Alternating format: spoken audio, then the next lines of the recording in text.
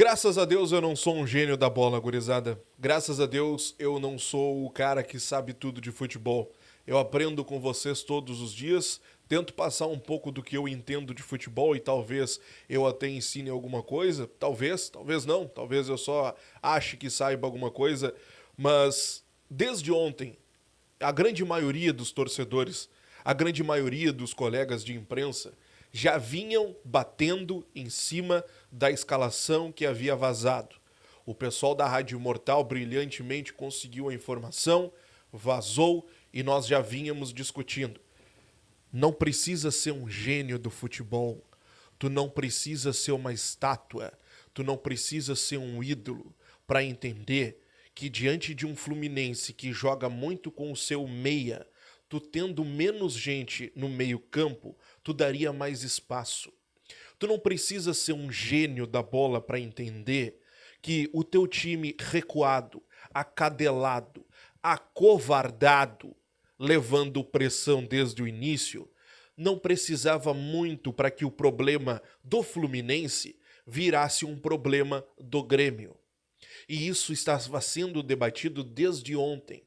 Isso já vinha sendo colocado como possibilidade desde a semana passada, quando o Renato na coletiva, após a partida, após a vitória contra o Fluminense, falou em um Grêmio reativo porque o Fluminense precisava do resultado.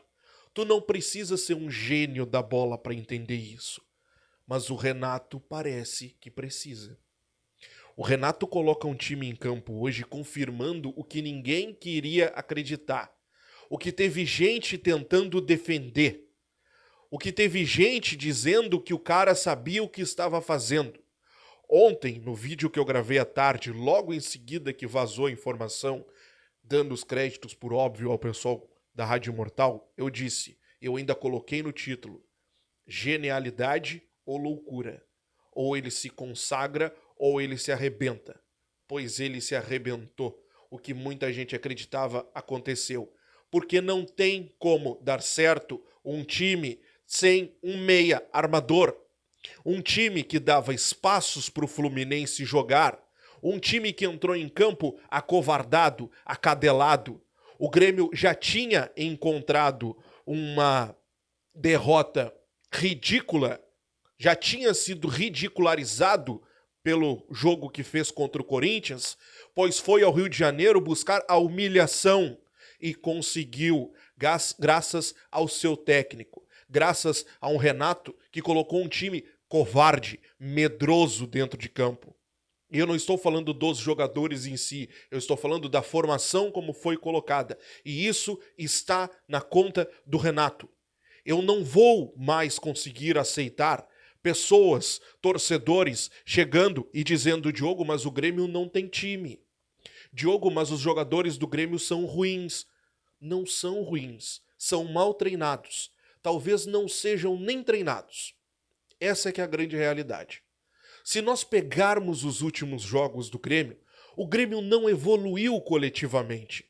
Desde o início do ano, o Grêmio teve a conquista do Gauchão, o Grêmio conseguiu passar da fase de grupos da Libertadores, mas sempre nas individualidades.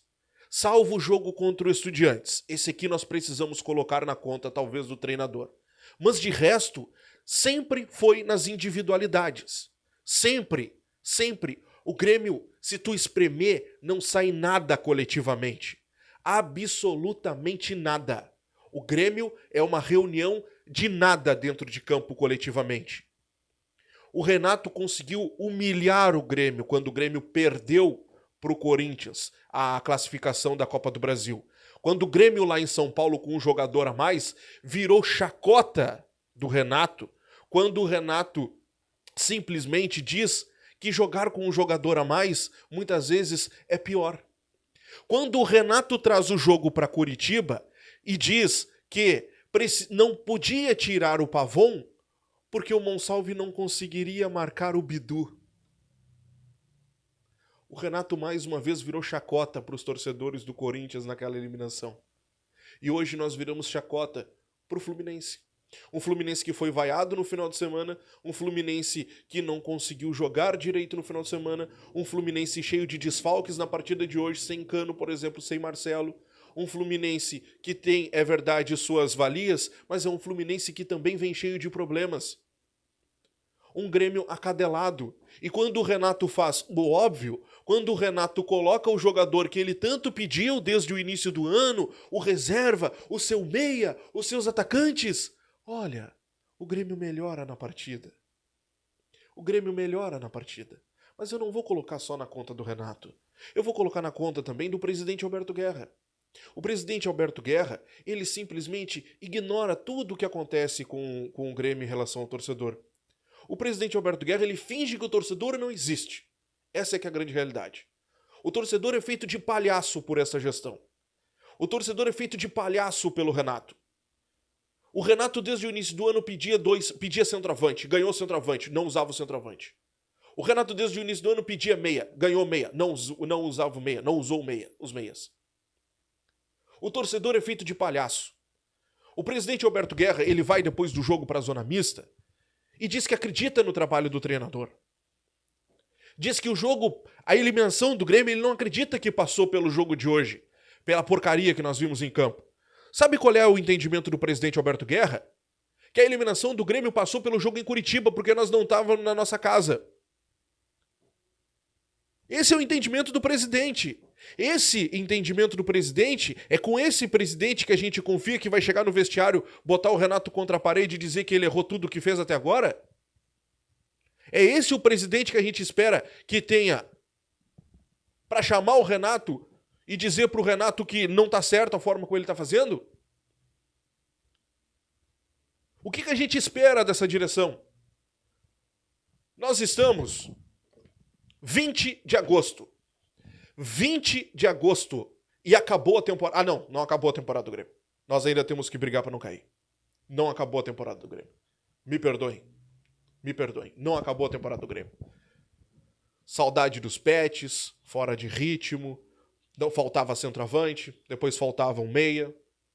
Depois estavam longe das famílias. Depois era difícil não treinar em Porto Alegre. As viagens, os colchões, dormir em avião, viagem em cima do laço. Tudo isso é problema. Se nós procurarmos os problemas, nós vamos empilhá-los. Nós vamos ter problemas para tudo. Nós vamos encontrar justificativas para tudo. Chega lá no final do ano o Grêmio rebaixado. Use essas justificativas. O Grêmio caiu porque o Grêmio estava com falta de ritmo, porque não tinha meia, porque não tinha centroavante, porque o Renato não colocou os jogadores quando tinha para colocar, porque o Renato simplesmente ignorava tudo que todo mundo falava, porque o Renato, no alto da sua soberba, chegava nas coletivas e dizia para todo mundo que ele entendia de futebol, dizia que nós não tínhamos a informação que ele tem. É isso. Se o Grêmio cair lá no final do ano, as justificativas estão prontas. Estão prontas. O Grêmio caiu para a Copa do Brasil de forma vexatória, a desculpa estava pronta. O Grêmio caiu agora para o Fluminense na Libertadores, um Fluminense pressionado, com a torcida gritando no ouvido o tempo todo, e a desculpa está pronta. O presidente Alberto Guerra foi para a zona mista falar sobre o Gustavinho.